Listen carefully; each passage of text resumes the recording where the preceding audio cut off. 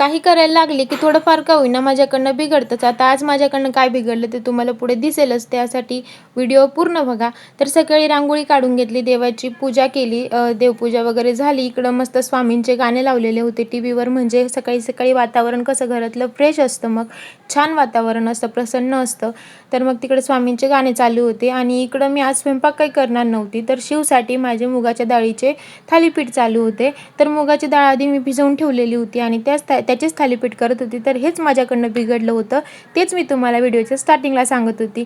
पहिल्यांदा करायला गेली ना ते माझ्याकडनं मुडतंच आणि दुसऱ्यांदा मग छान येतं. आणि इकडं माझं शिवला खाऊ घालणं पण चालू होतं आणि त्याचे नखरे चालू होते, नको नको. मी त्याला रागवून मग खाऊ घातलं, तर त्याला ते आवडलं आणि त्याने ते खाल्लं पण. आणि त्याचं वेगळंच काहीतरी चालू होतं, तो तिकडे काहीतरी मागत होता तिकडं बोट दाखवून. आणि हे दुसरं थालीपीठ एकदम छान आलेलं होतं, मस्त आलेलं होतं, हे काही तुटलं नव्हतं बरं का माझ्याकडून. आणि त्यानंतर मग थालीपीठ झाले. आणि इकडं बघा माझ्या भाऊचं इथं बसायचं कारण हेच असतं की माठातलं पाणी सांडायचं, ग्लासात पाणी भरतो, थोडंसं पितो आणि बाहेर बाकीचं फेकून देतो बेसिंगमध्ये. हेच त्याचं चालू असतं. त्याला म्हटलं बाबा उन्हाळ्याचे दिवस आहेत, गार पाणी नको संपवू. त्याला खाली उतरवलं आणि मग नंतर मी जेवायला बसले. भेटूया नेक्स्ट व्लॉगमध्ये, तोपर्यंत बाय बाय.